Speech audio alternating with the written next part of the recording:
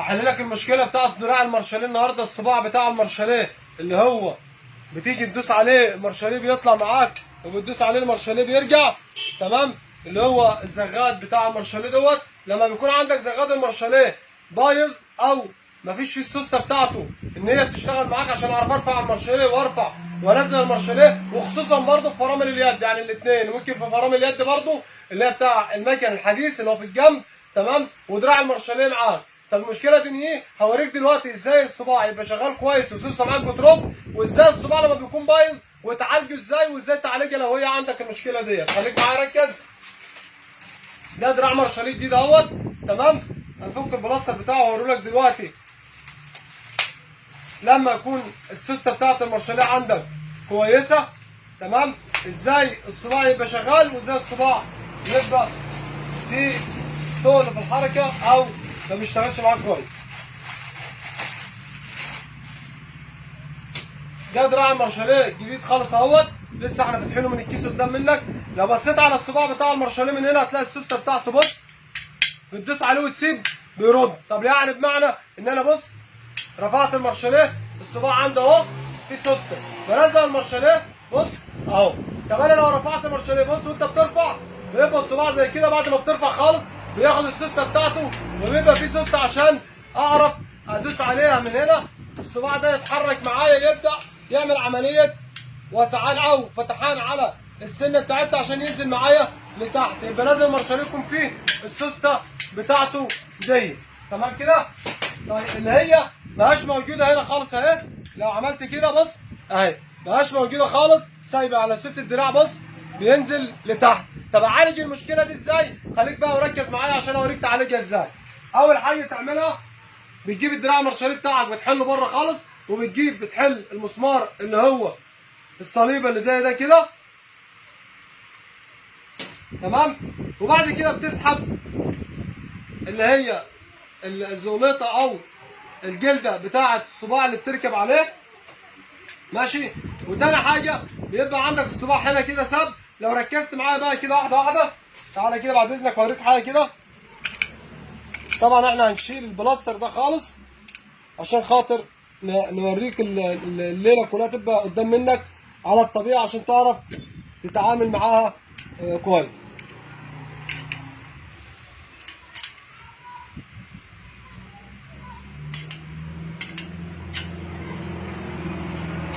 بص يا باشا، هنا دلوقتي الصباع بيسقط ليه؟ لان السوسته كلها سايبه المكان بتاعها ونازله لتحت، فالسوسته عندك هنا متحركه، مفيش حاجه سانده الصباع. طب انا اعمل المشكله دي ازاي يا عم يسري؟ انا اقول لك تعملها ازاي. اول حاجه انت بتجيب السوسته ديت بتحاول تعديها لفوق.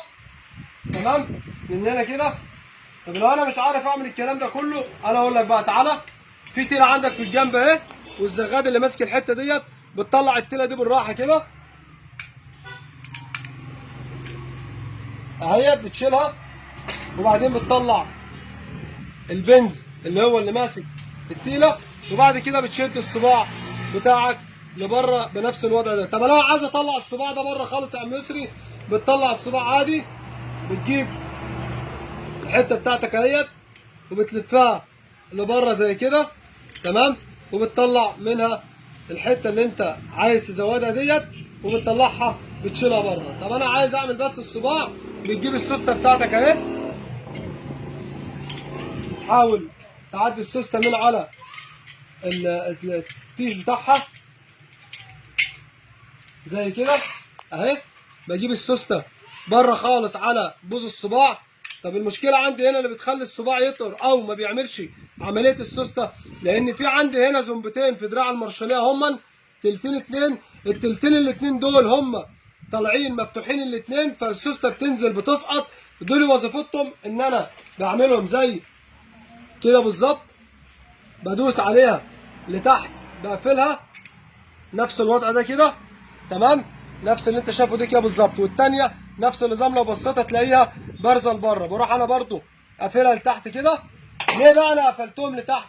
عشان انا لما اجي انزل عليهم بالسوسته بتروح بص السوسته حايشه فين؟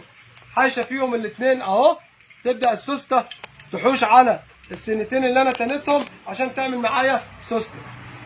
طيب بعد ما انا سحبت السوست او ركبت التيله زي ما انا عملت، بحط التكه على الصباع.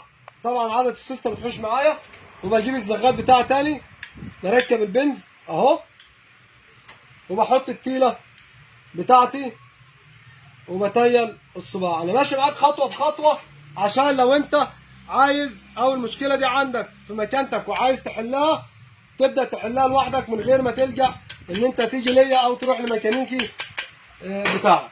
طبعا انا بركب الصباع. الوظيفه من ديت او وظيفه البنز ان هي عشان تمسك الحته ديت تخليها تاخد وتدي زي ما احنا اتفقنا ان هي تعمل عمليه تعشير. وبعد كده بجيب الجلده بتاعتك تاني بعد ما تتاكد ان السوسته حايشه في البنزين اللي احنا عملناهم، وبتركب الجلده عندك بالاخص مع واحنا حالين. هي لها عدليه من فوق، لها المسمار بتاعها ولها مسمار عليها. انا ما ركبش ده عكس كده، لا، مكان المسمار على مكان المسمار بتاعها. وببيت الجلده بتاعتي بشحطها زي كده تمام. وبجيب المسمار بتاعي اللي هو الصليبه ماشي ايا كان هو دلوقتي عشان خاطر بس ما نطولش عليك. وبتحط المسمار بتاعك، بتيجي بقى تبص هنا كده. تعالى بعد اذنك بص بقى هنا على السوسته اهي. السوسته عاد بتعمل ايه؟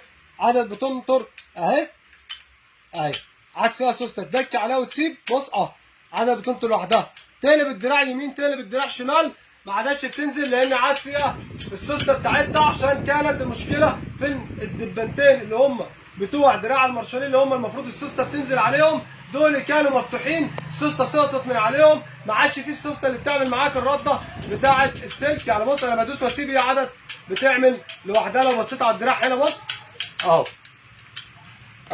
بص كده على الشاهد، بدوس عليها وبطلع بنزل الدراع بتاعي زي ما انت شايف كده، عاد فيها السوسته بتاعتها. ده كان الفيديو بتاعنا النهارده. لو بصينا هتلاقي الاثنين بص اهو اشتغل اهما، ما عادش فيهم مشكله بين الجديد وبين القديم. ده الحل لدراع المارشاليه عندك او لدراع فرامل اليد. لو عندك الصباع بتاعه ما هوش شغال وبيعلق معاك الدراع المارشاليه في الطلعه وفي النازله، اعمل اللي انا بقول لك عليه دوت. هتلاقي السوسته مالصه، اعملها زي ما انا وريتك بالظبط في الفيديو وحل مشكلتك بنفسك. وده كان الفيديو بتاعنا النهارده.